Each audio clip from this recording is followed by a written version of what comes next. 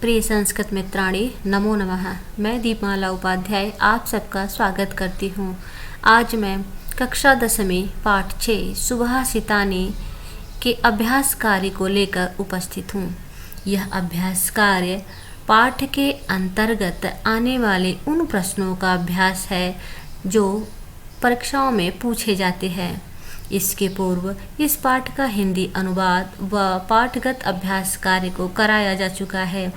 यदि आप अभी तक नहीं देखे हैं तो डिस्क्रिप्शन बॉक्स में प्लेलिस्ट का लिंक है, कृपया उसे अवश्य देख लें। आज की यह वीडियो आप सबके लिए बहुत ही महत्वपूर्ण होने वाली है, क्योंकि यहाँ पर उन प्रश्नों का अभ्यास कराया जा रहा है जो अक्सर परीक्षाओं में पूछे जाते हैं और निश्चित रूप से यहाँ से प्रश्न बनने की संभावना होती है। तो आइए देखते हैं। अधोलिखित पद्यांशं पठित्वा निर्देशानुसारम प्रश्नान उत्तर। इस प्रकार के प्रश्न 5 अंक के पूछे जाते हैं। पठित अवबोधनम में 5 अंक का प्रश्न गद्यांश से होता है, 5 अंक का प्रश्न पद्यांश से एवं 5 अंक का प्रश्न नाट्यांश से संबंधित पूछे जाते हैं। तो आलस्यम ही मनुष्याणां शरीरस्थो महान रिपुः नास्ति उद्यम समो बंधो कृत्वा यम नावसीदति। इस प्रकार से एक श्लोक दिया जाएगा और नीचे कुछ प्रश्न दिए जाएंगे, जैसे एक पदेन उत्तरत, अर्थात केवल एक पद में उत्तर लिखना दिया गया है। केवलम प्रश्न द्वयम एवं, केवल 2 ही प्रश्न का उत्तर लिखिए।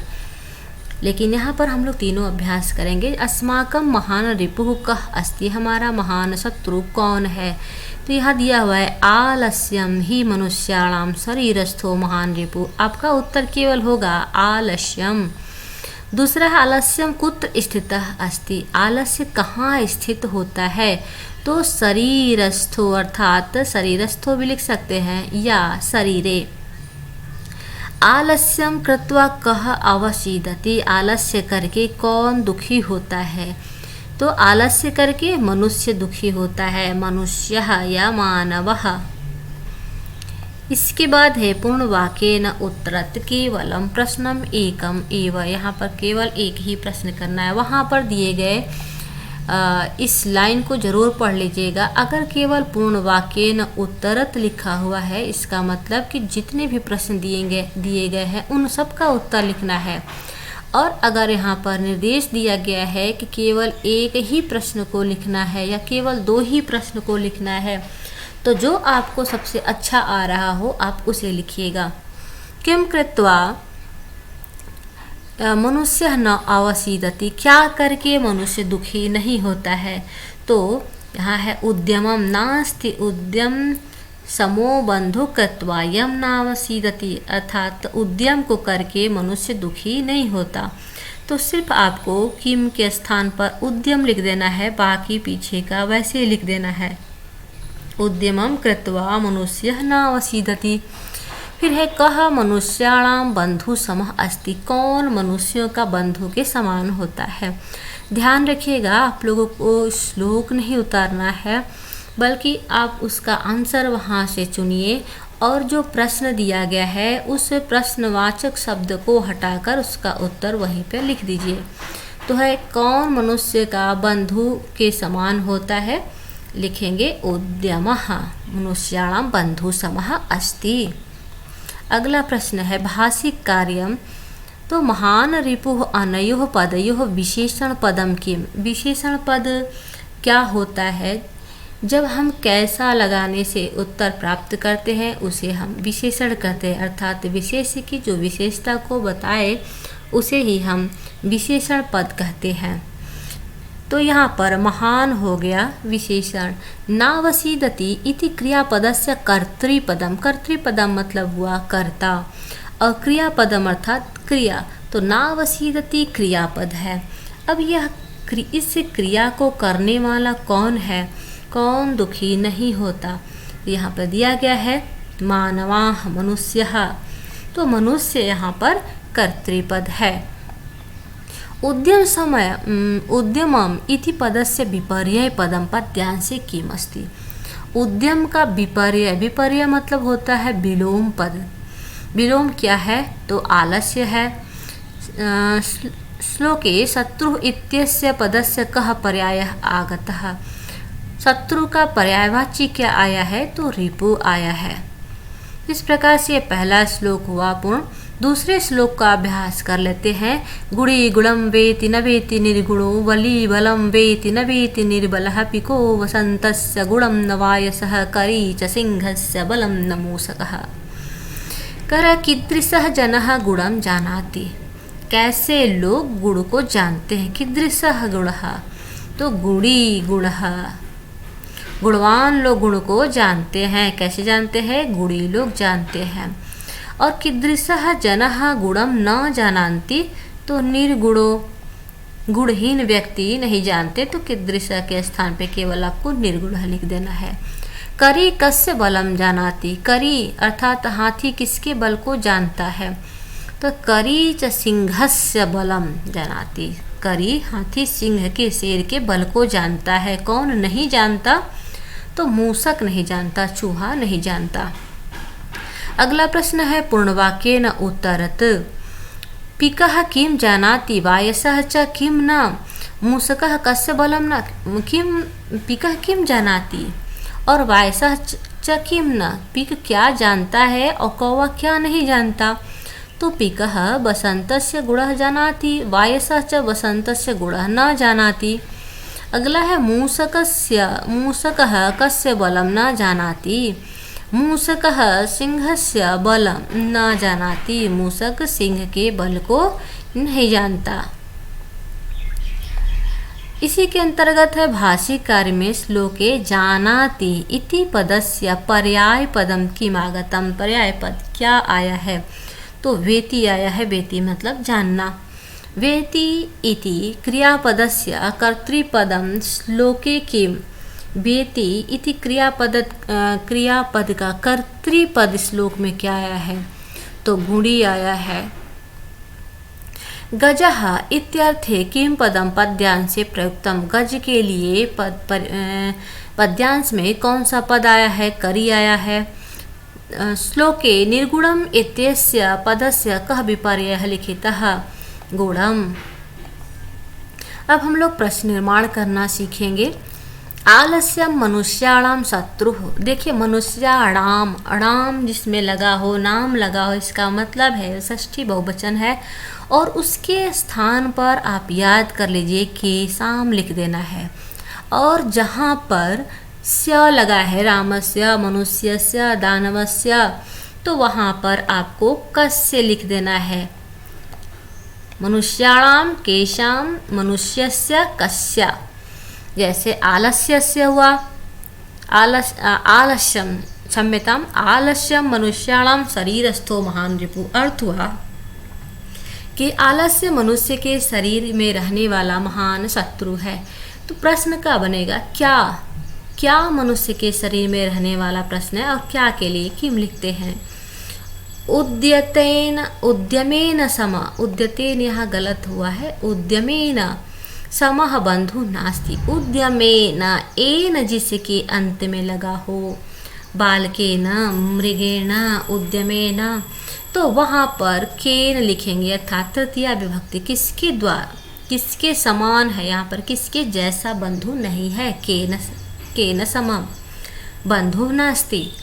नरः उद्यतम कृत्वा न अवसीदति। उद्यतम व्यक्ति उद्यम करके, उद्यमम कृत्वा न अवसीदति।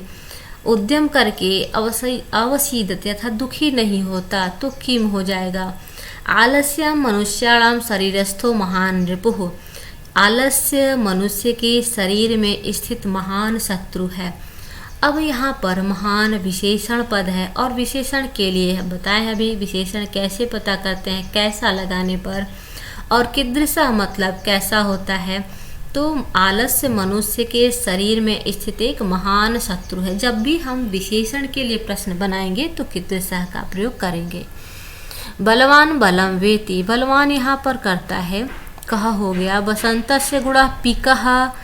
पिकः तो कह हो गया। कौन, निर्गुणः के लिए भी कह हो गया। मृगाः यहाँ पर बहुवचन है इसलिए कह कऊ के हो जाएगा। गावः गोभिः, गोभिः है तो काभिः हो जाएगा तृतीया में। इसके बाद श्लोक से पूछा जाता है अन्वय। तो यहाँ पर एक श्लोक दे दिया जाएगा और इन श्लोक से आधारित आपको अन्वय पूछा जाएगा और मंजूषा भी दिया जाएगा। तो जैसे उदीरितो अर्थः पशुनापि गृह्यते हय्याश्च नागाश्च वहन्ति बोधिता अनुक्तम अपि ऊहति पंडितो जनाः परंगित ज्ञान फला ही बुद्धया। श्लोक दिया जाएगा और ये मंजूषा के शब्द भी दिए जाएंगे और ये भी दिए जाएंगे। इसके बाद आपको सही उत्तर लिखना है। जैसे पशुना अपि, पशुना अपि तो दे दिया गया, अर्थः गृह्यते दे दिया गया है। अब आपको देखना है क्या लिखा है, उदीरितो अर्थः, और उदीरिता दिया गया है, अर्थ भी है, तो यहाँ पहले पे हो गया उदीरितः। उसके बाद दूसरा है नागाश्च बोधिता। देखिए नागाश्च दिया है, बोधिता दे दिया गया है, भारम। अब यहाँ पर क्या होना चाहिए, दूसरे में क्या होना चाहिए, हया। यह है हयाश्च नागाश्च वहन्ति बोधिता भारम। तीसरे में क्या हो जाएगा, वहन्ति, ये नहीं है, वहन्ति हो गया। ठीक है। इसके बाद पंडितः जनः, पंडितः जनः अपि ऊहति। अब क्या है, अनुक्तम, यहाँ पे अनुक्तम छूटा हुआ है, तो अनुक्तम अपि ऊह्यति। पुनः क्या होगा यहाँ पर, परंगित फल ज्ञान। यहाँ देखिए परंगित ज्ञान फला ही तो दे दिया गया, क्या छूट गया है, बुद्धयः, तो यहाँ पर बुद्धयः लिख देंगे। तो इस प्रकार से आप श्लोक को और मंजूषा को तथा इन अन्वय को देखते हुए सही शब्दों को भरेंगे।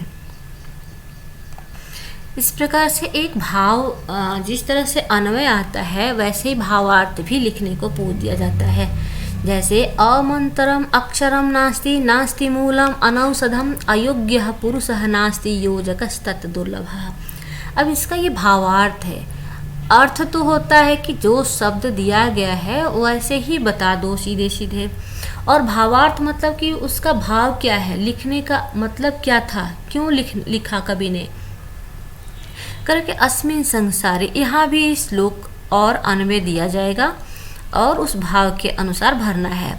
अस्मिन् संसारे किंचिद ज्ञानम अक्षरम न भवति, तो क्या होना चाहिए, अमंत्रम, अक्षरम नास्ति, यहाँ पे है अमंत्रम हो गया।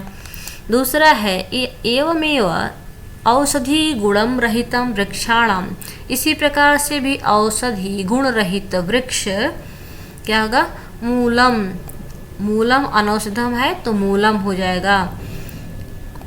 इसी प्रकार से औषधि गुण से रहित वृक्षों का जड़ भी नहीं होता, अर्थात हर वृक्ष के जड़ में या हर वृक्ष किसी न किसी औषधि के रूप में काम आता है। योग्यता रहितः जनः, ये क्या है, पुरुषः, योग्यता रहित पुरुषः न अस्ति योजकस्तत् दुर्लभः, तो यहाँ पे हो जाएगा पुरुषः, तीसरे में पुरुषः। तेषां सर्वेषां गुणैः सह, और उन सभी में गुणों के साथ जो योजक है, जोड़ने वाला है, वह दुर्लभ होता है, वह शीघ्र नहीं मिलने वाला होता है, अर्थात बहुत ही कठिनाई से प्राप्त होने वाला होता है। एक और अभ्यास को देख लेते हैं भावार्थ को। संपत्तौ च विपत्तौ च महताम एक रूपता, उदये सविता रक्तो रक्तोश्च अस्तमये तथा।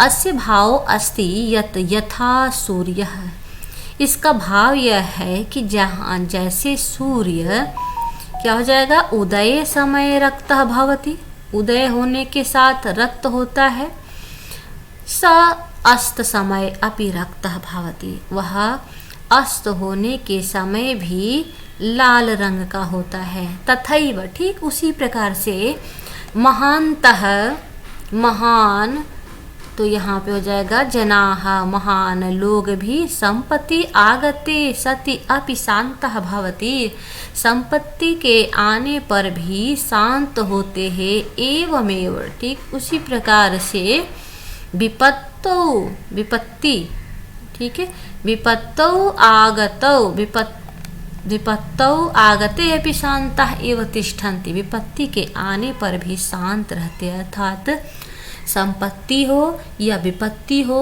दोनों में ही समान भाव से रहते हैं। उम्मीद है आप लोगों को यह अभ्यास कार्य समझ में आ गया होगा। इस प्रकार से प्रश्न पूछे जाते हैं। यहाँ पर 4 प्रकार का अभ्यास कराया गया। एक तो पठित पद्यांश से जिस तरह से प्रश्न पूछे जाते हैं, दूसरा प्रश्न निर्माण, तीसरा अन्वय लेखन और चौथा भावार्थ लेखन। उम्मीद है आप लोगों को समझ में आया होगा। यदि आप चैनल पर नए हैं तो कृपया सब्सक्राइब भी कर लें एवं अपने अन्य संस्कृत पढ़ने वाले मित्रों तक भी शेयर करें। धन्यवाद। मिलती हूँ फिर अगले वीडियो के साथ।